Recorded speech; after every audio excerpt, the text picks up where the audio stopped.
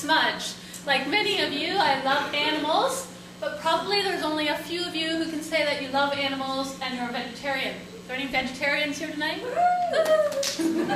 Only maybe a few. People are always asking me why I'm a vegetarian, so I'm going to give you some reasons tonight. They include animal rights, environmental issues, social justice, and health. The biggest reason has to be because, though, like George Bernard Shaw said, animals are my friends and I don't eat my friends. I became a vegetarian almost 20 years ago after seeing some films depicting the cruelty that can take place on factory farms. Still today, I can't erase the images of the cruel conditions, the images of crowded, filthy conditions, the awful practice of debeaking chickens, and the blood and gore of slaughter. You only have to visit the website of PETA. PETA is the People for the Ethical Treatment of Animals, to see these for yourself. You only have to open your eyes to witness the pain and suffering behind your favorite piece of animal flesh. As Paul McCartney said, if slaughterhouses had glass walls, everyone would be vegetarian. I like all animals and deplore any type of cruelty towards them. I support the Humane Society. I've even protested outside of a fur shop and marine land. But my largest impact on saving animals has definitely been my decision to not eat them. According to Statistics Canada, the average Canadian eats 37 pounds of red meat and poultry every year. So I've personally saved a barnyard of animals.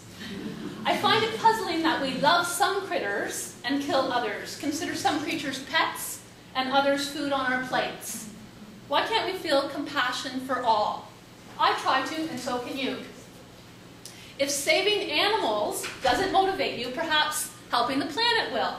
Did you know that animal production accounts for 18% of climate change, more than the world's transportation? Your dinner fork can be a powerful tool to fight global warming and preserve the environment. Vast areas of the earth are used for meat production, polluting a large portion of the land surface of our planet. Intensive livestock rearing pollutes the air and water and renders the once fertile land dead and barren. With a big cut in meat production, land could be returned to CO2-absorbing wilderness, and there would be a drop in emissions of methane and nitrous oxide, two other powerful greenhouse gases. Another reason for choosing the veggie lifestyle is social justice. If you're concerned about the equal distribution of the world's resources, consider this. Corn, grain, and soybeans are fed directly to livestock, about 16 pounds to create just 1 pound of edible flesh, yet millions go hungry. Finally, there's health. Vegetarians and vegans live an average of 6 to 10 years longer than meat eaters. Vegetarian diet provides all the nutrients that we need, minus all the saturated fat, cholesterol, and contaminants that are found in animal flesh. Plant foods provide protection against numerous diseases, including our country's biggest killers: stroke, heart disease, and cancer. A diet rich in soy, fiber, and vegetables can even lower cholesterol levels.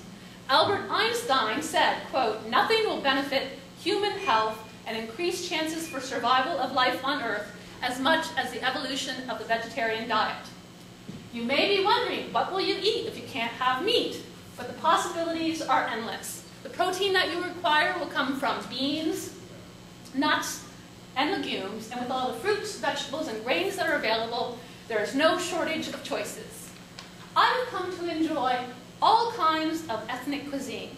Following a recipe requires time, but it's definitely worth the effort because it's tasty and you know exactly what you're eating.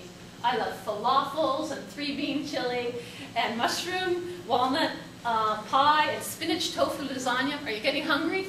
Yes.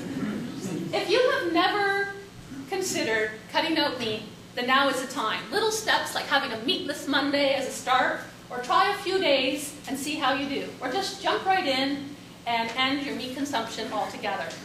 In conclusion, when you add up the damage that the meat industry does to animals and the environment, and consider the humanitarian and health benefits, the question isn't why should I go vegetarian, it's why wouldn't I?